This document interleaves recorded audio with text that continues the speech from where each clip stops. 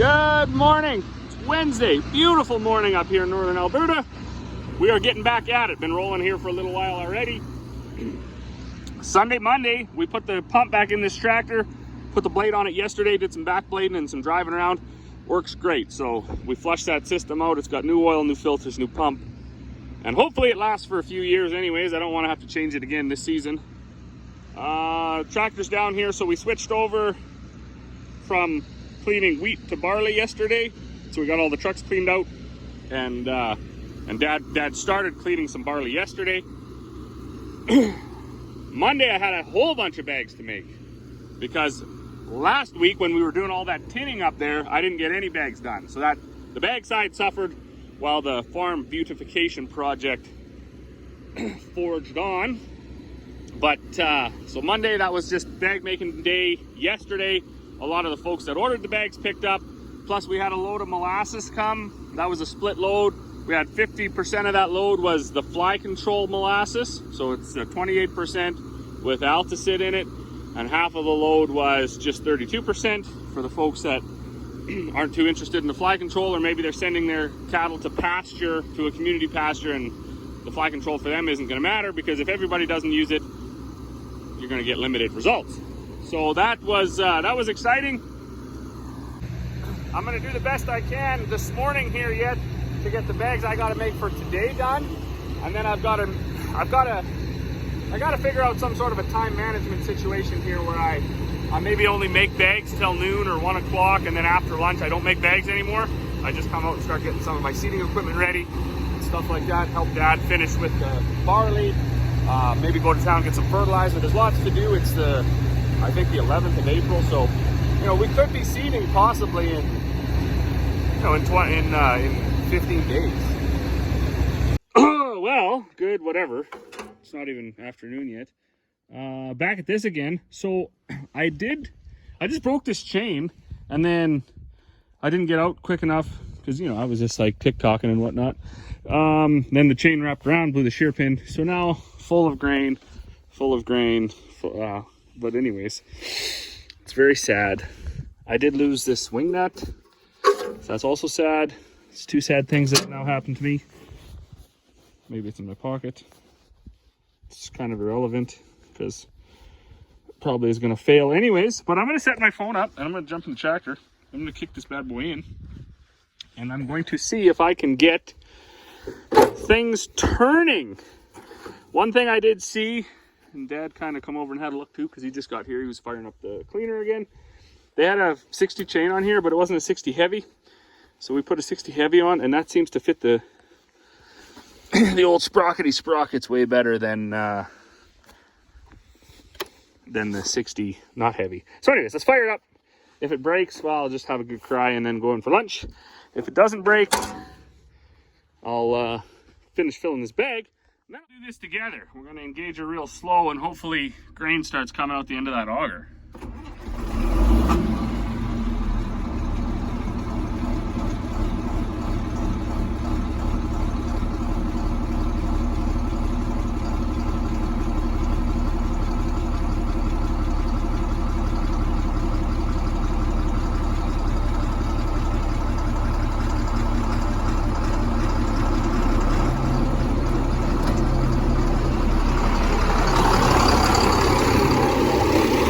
Hashtag winning.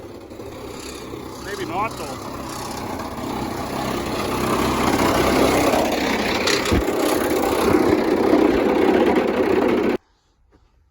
All right, well, it is afternoon now, about 3 o'clock. I do gotta say that that Cockshut red paint, that really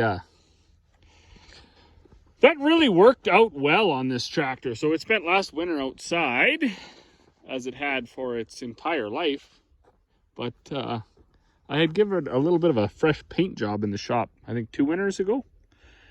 So I did get Cockshut red, just spray cans, and then I think bright white or something for the cab, and it's actually worked quite well. I did paint that red International truck that's up in those cattle sheds. That I just used Tremclad, like gloss red, and it peeled off right away. But this, I put about 7 coats. I spent spent like 2 weeks in the shop there in the winter, and I'd put one coat, and then 24 hours later I'd put another. So about, I don't know, 8 or 9 cans of paint, but it seems to have stuck. Pretty wicked. Anyways, what are we gonna do? Well, we're gonna I can't play the game Will It Start, because I've already started Mom's motorhome. I've already started both of these blue tractors, and the batteries and everything else were disconnected, so I think they'll mostly start. We had a pretty frustrating event with this piece of Dad took this in a few years ago now, and to a welder repair shop, and they fixed it up and got it all working, and we used it. It would weld really nice. It was kind of a cool little generator, I suppose. And he broke a piece on the cleaner, I don't know, a week ago. So I thought, wow, I can come down and get this welder and we can just weld it right up there. But we got it fired up, but it was totally dead. So it's not generating power.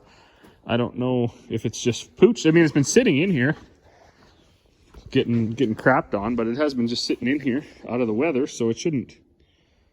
I don't know what failed. I don't know what makes things just fail sitting there, because I've used it before for charging the batteries and stuff in these machines that are in the shed, because there's no power over here.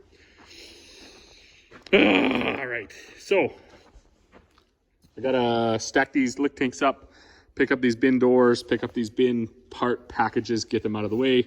That is the roof for the grain bins. There's 2 there. Gotta pick them up, get them out of the way. Fire up this combine, get it out of the way. Fire up the swather, get it out of the way. And then hook up to this drill. Well, it's funny, I made a TikTok today about the insanity of people wanting to seed like right now.